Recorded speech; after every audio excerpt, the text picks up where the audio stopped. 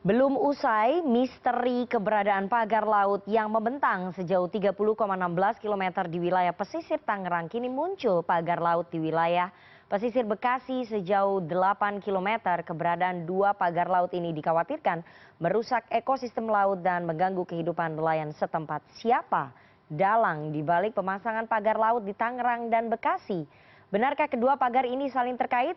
Rencana reklamasi sore ini kita akan membahasnya dengan staf khusus Menteri KKP bidang Humas dan Komunikasi Publik Doni Ismanto, ada Ketua Riset dan Advokasi Publik PP Muhammadiyah Gufroni serta Direktur Eksekutif Walhi Zenzi Suhadi. Selamat sore Bapak-bapak. Selamat sore.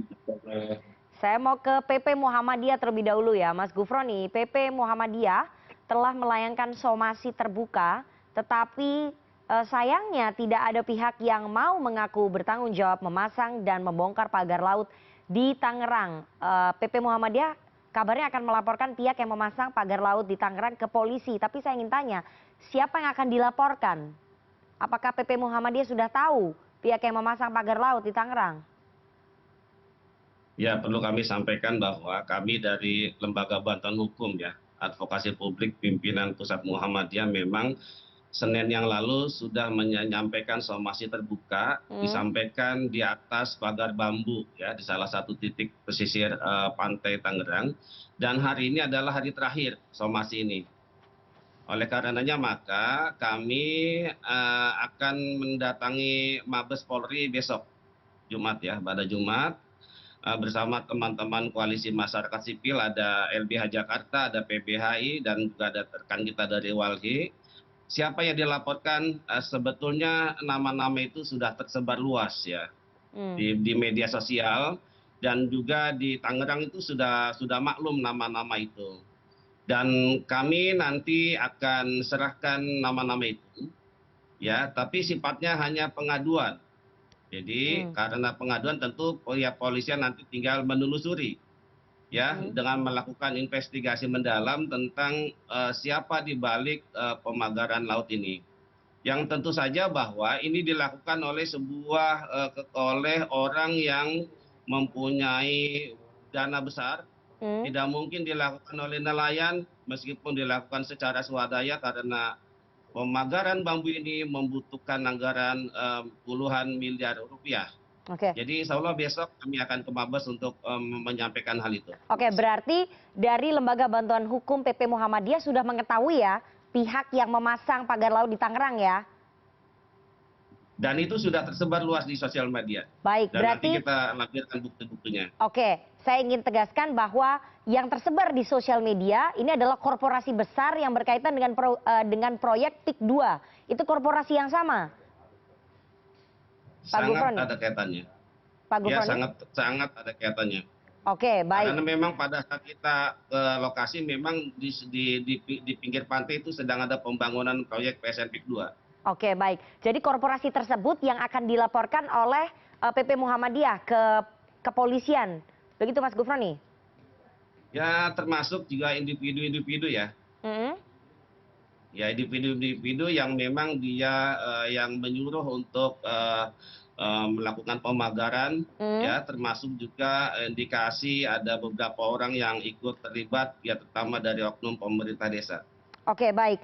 Individu yang Anda maksud ini siapa? Gojali alias Engcun? Kita sampaikan. Bagian dari geng mafia tanah? Materi pengaduan. Oke. Gojali alias Engcun, bagian dari geng mafia tanah? Bekerja kepada salah satu orang kepercayaan korporasi besar? Dalam pengaduan. Ya, nanti kita masuk ke dalam materi pengaduan, tunggu besok, nanti kita akan sampaikan nama-namanya. Oke, saya ke pemerintah nih, ke Pak Doni. Pak Doni, kalau dari Lembaga Bantuan Hukum PP Muhammadiyah sudah mengetahui dan akan melaporkan ke polisi pihak yang bertanggung jawab memasang pagar laut di Tangerang. Ini apakah kemudian Kementerian KKP juga mengetahui bahwa ini adalah korporasi yang sama yang memasang pagar laut di Tangerang? Pak Doni? Baik, terima kasih. Selamat sore semuanya. Ini kita bicaranya. Halo? Ya, silakan Pak Doni. Halo? Silakan Pak Doni. Halo? Ya, silahkan Pak Ini Doni. kayaknya kita yang di Tangerang ya, bukan bekas. Oke, ini kita bicaranya yang Tangerang kan ya. Karena yang Bekasi itu beda lagi, Mbak. Nah, ini diskusinya mau fokus apa nih? Saat ini sedang ada muncul pagar laut di dua wilayah, Tangerang dan Bekasi. Nanti saya akan tanya apakah ini berkaitan, tapi saya ingin tanya dulu, apakah Kementerian KKP sudah tahu siapa pihak yang memasang di lautan pesisir Tangerang ini? Pak Doni.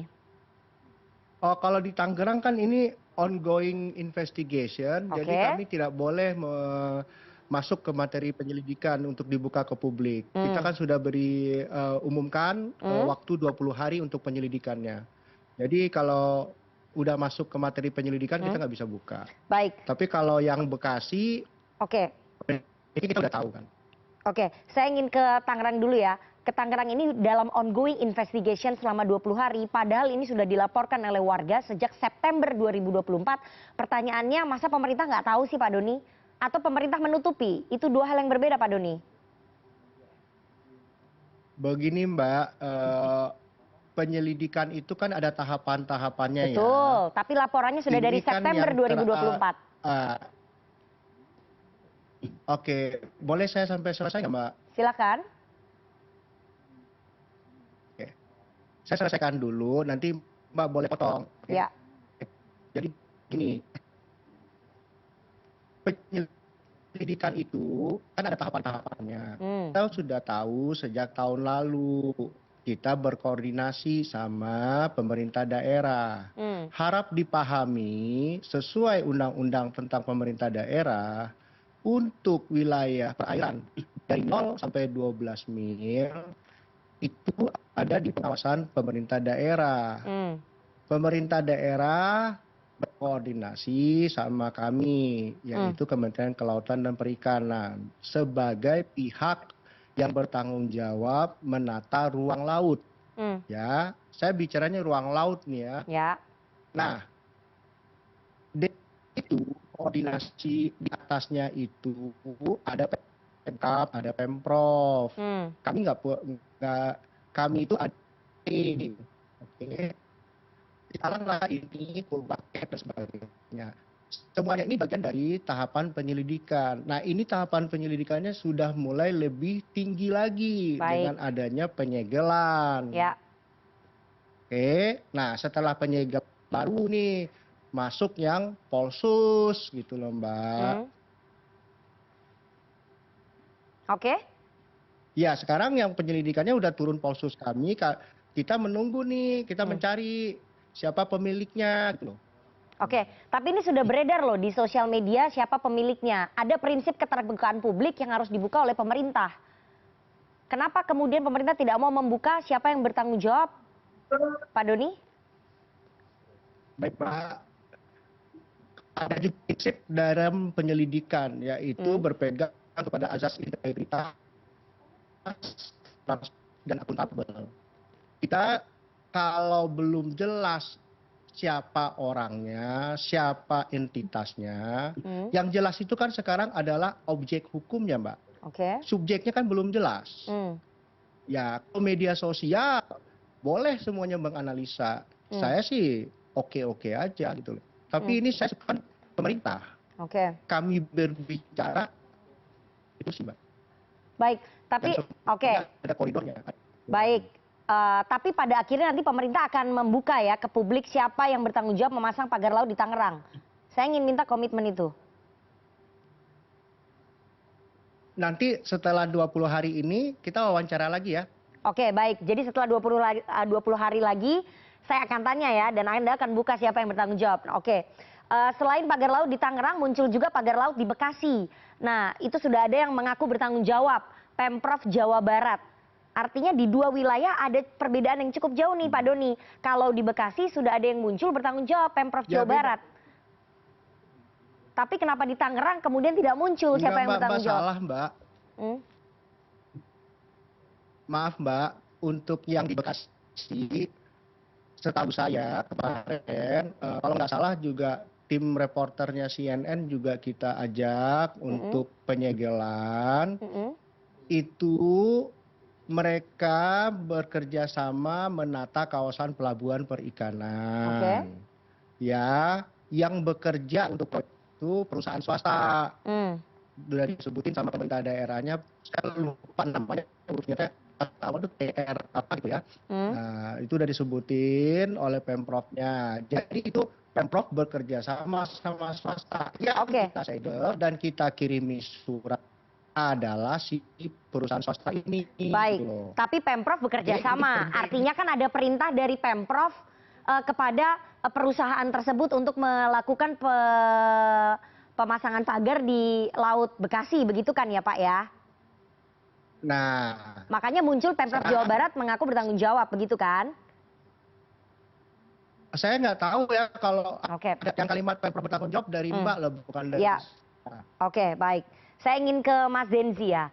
Ini cukup membingungkan ya Mas Zenzi dari Walhi. Apakah kemudian Walhi menilai aneh ketika pemerintah tidak mengetahui ataupun tidak mau membuka pihak yang memasang pagar laut di Tangerang? Iya, sebenarnya nggak mungkin menurut saya ya pemerintah itu tidak tahu siapa orang yang berkepentingan dengan pemasangan pagar ini. Karena ini investasi yang tidak kecil ya. Mulai dari pagar bambu ini aja uang sudah besar. Dan biasanya para pengusaha properti dan lain-lain itu, dia baru akan berani mengambil satu langkah, apalagi seperti sekarang sudah cukup besar, pasti sudah ada lampu hijau dari pemegang kewenangan. Pemegang kewenangan dalam hal ini siapa nih Mas Zenzi? Nah sebenarnya untuk pemagaran laut seperti ini yang ini saya sangat yakin ini akan diurus. Ini kewenangannya selain Menteri KKP, itu ada juga Menteri Lingkungan Hidup sebenarnya. Oke, jadi dua kementerian itu ya? Iya, terus Menteri ATR BPN, terus pemerintah daerah. Ini nggak mungkin pemerintah tidak tahu siapa yang berkepentingan terhadap wilayah ini. Dan menurut saya ini dia harus masuk juga ke pidana lingkungan. Karena sebelum nanti ada izin ya, kalau ini prosesnya akan ada izin, dia harus ada dulu izin lingkungan. Dan tidak boleh ada proses konstruksi sebenarnya selama proses perizinan. Nah, ini belum ada izinnya sama sekali menurut pemerintah. Artinya dia masuk ke pidana lingkungan. Dan kami sudah overlay yang wilayah Tangerang itu dengan citra satelit. Dan ada garis samar ya, sebenarnya selain pagarnya itu di dalam lautnya itu sudah di kotak-kotak, di petak-petak, dan dia selaras dengan peta persil di BPN. Nah, mestinya ini di ATR BPN itu juga harus mengeluarkan pernyataan apakah sudah ada pihak juga yang mengajukan sertifikat HGU atau sertifikat hak milik terhadap persil-persil tanah tersebut. Atau sudah ada juga, jangan-jangan di ATR BPN sudah terbitkan sertifikat, gitu. Karena kami melihat peta persilnya itu jelas sekali. Gitu. Dan menurut saya nggak mungkin pemerintah tidak tahu siapa berkepentingan terhadap itu. Mas Zenzi, kalau tidak mungkin pemerintah tidak tahu, menurut Anda apa ya alasan pemerintah tidak mau membuka ini ke publik? Menurut saya ada dua. Satu, pejabat di pemerintahan menjadi bagian dari proyek ini dari awal perencanaan. Dari dua kementerian tadi ya, dari 3 kementerian tadi, KKP, Lingkungan Hidup, dan juga ATR BPN. Terutama pejabat yang sudah mengetahui ada pemagaran ini, tetapi tidak membuka siapa yang berkepentingan terhadap ini. Gitu. Yang kedua ada juga kemungkinan bahwasanya proyek ini memang direncanakan dan dikendalikan oleh kekuatan yang besar. Kekuatan yang besar ini bisa kekuatan uang, bisa juga kekuatan politik. Dan ini tidak bisa kita lepaskan juga dari Perpres 26 tahun 2004 yang dikeluarkan oleh Jokowi di 100 hari kekuasaannya begitu. Karena orang tidak akan berani memagar, tidak akan berani punya rencana reklamasi kalau sumber pasirnya tidak jelas. Begitu. Oh, baik. Nah, ketika Kementerian KKP pemerintah mengalokasikan tambang untuk pengerukan pasir di Perpres 26, itu sebenarnya sudah jelas siapa yang akan menambang dan wilayah mana yang akan diuruk, termasuk rencana ekspor pasir itu. Baik, ya. Baik. Saya ke Pak Doni ya. Pak Doni, silakan direspon tadi pernyataan dari Mas Zenzi dari Walhi. Tidak mungkin pemerintah tidak tahu. Terima kasih. Ya, terima kasih. Saya bingung sama Mas Zenzi antara ini fakta sama saya luruskan dalam masalah perizinan. Dalam pemanfaatan ruang laut itu ada namanya prinsip. Kalau Anda aktivitas di laut, izin prinsip itu Pak Doni, Anda tidak punya PKKPR. Sinyal Anda kurang baik ini. Kami kurang bisa mendengar suara Anda nih, Mas Zenzi, Mas Doni. Halo. Ya. Sinyal Anda, ya silakan dilanjutkan.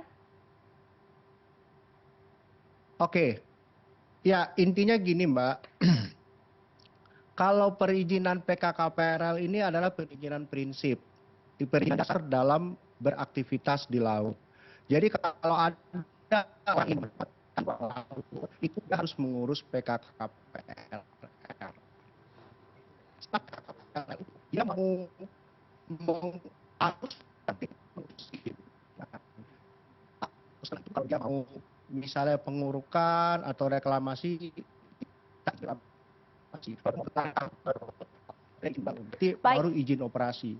Jadi ini izin prinsip, izin paling dasar kalau untuk beraktivitas di ruang laut. Bagaimana PKKPRL ini bisa keluar? Dia itu harus melihat integrasi RT RW dari aturan Perda setempat loh. Jadi PKKPRL itu tidak keluarnya, RW-nya ada sunat. Saya tidak bisa begitu mendengar suara Anda ya, Mas Doni ya. Tampaknya sinyalnya Mas Doni ini kurang baik ya. Mungkin bisa diperbaiki terlebih dahulu. Ya, karena Oke, saya ke narasumber lain dulu ya. Karena yang dua suaranya masih oke nih. Hanya Mas Doni aja yang kurang baik. Saya ke Mas Gufroni lagi. Mas Gufroni, apakah kemudian PP Muhammadiyah juga akan melaporkan pihak-pihak kementerian yang diduga turut bermain begitu dalam pemasangan pagar laut ini? Sesungguhnya kan itu masuk dalam materi pengaduan ya, Mbak. Ya. Jadi kami belum bisa sampaikan hari ini. Ya, sesuai dengan apa yang saya sampaikan. Nanti kami sampaikan pada saat setelah kami menyampaikan pengaduan secara resmi dan ada tanda terima dari Bares Krim Polri. Tapi intinya adalah bahwa yang terlibat ini banyak orang, banyak pihak ya, baik dia swasta, dia individu-individu, di situ ada mafia tanah juga memang di sana. Ya termasuk juga oknum aparat pemerintahan di sana. Jadi insya Allah nanti kita akan buka semua besok di Mabes Polri. Baik, baik. Kita harus jeda terlebih dahulu, nanti saya akan tanya lebih dalam apa kaitan antara pagar laut di pesisir Tangerang dengan di pesisir Bekasi, apakah ada kaitannya atau memang jalan sendiri-sendiri tapi munculnya bersamaan. Kita harus jeda, jangan kemana-mana, tetap bersama kami di CNN Indonesia Newsroom.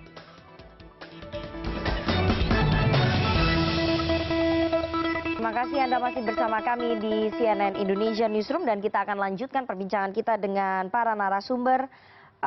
Saya mau ke Mas Zenzi dulu ya. Mas Zenzi dari Walhi, apakah melihat ada kaitannya pemasangan pagar laut di Tangerang dan juga di Bekasi ini? Oh, itu ada, Mbak. Kalau kita lihat dari data kami dari tahun 2011, sebenarnya pesisir Tangerang, pesisir Banten, itu dia terkoneksi dengan rencana Giant Sea Wall. Dan di Teluk Jakarta itu akan dibangun pulau dengan bentuk burung Garuda, dan kiri kanannya itu kayak di Tangerang, itu pemerintah Tangerang memang sudah merencanakan reklamasi itu seluas 9.000 hektar. Ini terhubung sebenarnya, dan itulah makanya saya berpikiran tidak mungkin pemerintah tidak tahu begitu, karena ini sudah ada yang mengkoordinasikan di pemerintah daerah ini dari lama, akan ada perluasan daratan begitu dengan reklamasi. Baik. Jadi kedua pagar laut ini memang kaitannya dengan reklamasi begitu ya? Ada kaitannya ya, Mas Zenzi ya?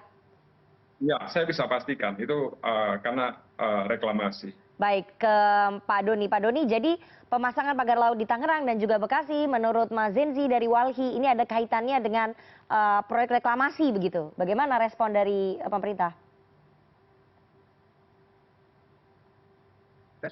Udah bisa dengar saya belum? Silakan, meskipun suaranya masih putus-putus tapi silakan dicoba aja Pak Doni.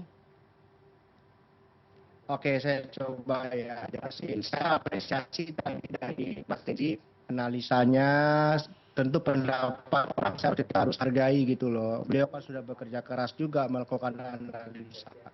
Tapi saya bicara lapangan aja. Kalau yang di Bekasi Mbak, itu adalah dari proyek pemerintah daerah Jawa Barat yang bekerja sama dengan pihak swasta dalam menata kawasan industri perikanan. Ya, luasnya juga nggak begitu luas-luas banget. Yang jadi masalah kalau di Bekasi itu, mereka melakukan hak atas tanah di laut, beraktivitas di ruang laut, padahal itu mereka bilang darat. Mereka memiliki izin PKKPR darat. Padahal dari hasil analisa kita 24 tahun terakhir, daerah itu nggak pernah darat, tapi laut gitu loh. Karena dia beraktivitas di ruang laut, dia harus memiliki namanya PKKPRL sesuai Undang-Undang Cipta Kerja. Oke ya, itu yang Bekasi. Saya bicara fakta aja. Itu yang kita lihat di lapangan. Nah, masalahnya di Bekasi ini apa? Itu ada zona-zona dalam peruntukan sesuai RT RW-nya Perda Jawa Barat juga. Di sekitar daerah yang dipakai ada objek vital nasional juga, dan mereka memiliki PKKPRL itu melayani VIP loh. PLN Power. Pak Doni. Karena pengerukan itu, halo? Ya, silakan.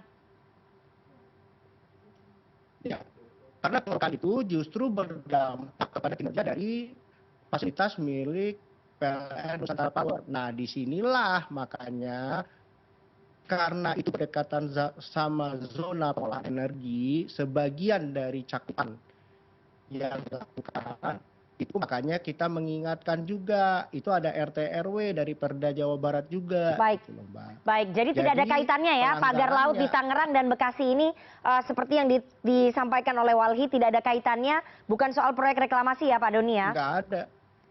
Dan itu kan sudah diperkuat oleh DKP Dinas Jawa Barat kemarin. Oke, baik. Presiden Prabowo sudah memerintahkan untuk segera menyegel pagar laut di Tangerang. Jadi kapan akan dibongkar ini? Kan sudah kita jalankan perintah Pak Prabowo. Pak Doni? Ya. Ya, jadi kapan akan dibongkar? Dibongkar. Ya. Halo? Ya, silakan. Kapan akan dibongkar? Ya, kita tunggu penyelidikannya, Mbak. Waktunya ada 20 hari. Makanya saya tadi bilang, kita ketemu setelah 20 hari. Bertanya saya. Baik. Oke. Baik, jadi ketemu 20 hari lagi apakah sudah dibongkar oleh KKP atau tidak ya? Atau menunggu perintah dari Presiden untuk pembongkaran? Karena perintah penyegelan juga datangnya dari Presiden. Saya mau ke Mas Zenzi ya. Mas Zenzi, kalau kemudian tidak ada perintah penyegelan dari Presiden, apakah menurut Anda, menurut Walhi ini akan dibongkar? Atau ya dibiarkan saja gitu? Itu kenapa pemerintah itu harus umumkan siapa saja pihak yang punya rencana reklamasi di sana. Dan proyek pemagaran ini siapa yang sudah terlibat. Kenapa dia harus diumumkan? Supaya pembongkarannya itu harus dibebankan ke mereka. Mereka yang memasang ya? Iya, dan pidananya harus dijalankan. Gitu. Nah ini kan jadi ribet ini karena kita banyak sekali pura-pura dalam perahunya, pura-pura nggak tahu. Saya khawatir kalau begini cara pemerintah menangani orang yang sewenang-wenang ya, karena negara itu kan ada 3 syaratnya. Satu ada pemerintahan, yang kedua ada rakyatnya, yang ketiga ada wilayah. Dunia usaha itu nggak boleh ngotak-ngatik ini. Nah ini menurut saya persoalan serius. Ini kalau dibiarkan terus begini, peta Indonesia itu akan berubah di masa depan. Ada pulau yang bertambah, ada pulau yang tenggelam, begitu. Nah pemerintah itu nggak boleh kucing-kucingan begini. Pemerintah harus tegas, ini siapa yang terlibat, siapa yang punya rencana, siapa pelakunya, dan para pelaku inilah yang harus membongkarnya. Pidana harus dijalankan, marwah negara itu harus ditegakkan. Terakhir ke PP Muhammadiyah ya, ke Mas Gufroni, apakah dari PP Muhammadiyah juga mendesak pemerintah segera mengumumkan siapa yang bertanggung jawab dan pembongkaran harusnya dibebankan kepada pihak yang memasang begitu? Ya betul, memang itu sepakat karena pembongkaran bambu itu tidak mudah, Mbak. Kami kemarin sebenarnya sudah mencoba untuk mencabut beberapa batang bambu, ya. Tapi ternyata tidak mudah karena memang sepertinya menggunakan alat khusus pada saat menancapkan bambu-bambu yang jumlahnya ratusan ribu itu. Maka kalau dibebankan ke negara, kami tidak ikhlas. Ya, jadi seharusnya mereka lah yang memasang, mereka juga yang membongkar. Tinggal pemerintah kapan diumumkannya, siapa pelakunya, sudah tahu itu, sudah terang benderang itu siapa yang terlibat. Cuma kan persoalannya, pemerintah ini kan lamban. Masa kemudian harus presiden yang turun tangan? Setahu kami itu sudah ada perintah untuk bongkar, tapi kan KKP minta waktu 1-2 hari ini. Malah tadi bilang katanya tunggu 20 hari. Ini yang benar yang mana? Jangan-jangan KKP enggak tunduk terhadap Presiden Prabowo. Baik, Pak Doni. Jadi KKP tunduk dong terhadap perintah Presiden Prabowo untuk segera melakukan pembongkaran, dan yang melakukan pembongkaran harusnya dibebankan kepada pihak yang bertanggung jawab, bukan pemerintah yang melakukan pembongkaran, Pak Doni. Begini ya, saya teman-teman, kasus seperti ini tidak baru bagi KKP. Kalau tahun lalu kami itu menangani 14 kasus pelanggaran KKPRL, tapi itu nggak disorot, sayang juga ya sih. Itu kita segel di Morowali, segel 4, itu kita suruh denda, kita suruh restorasi lingkungannya. Memang seperti itu yang bisa.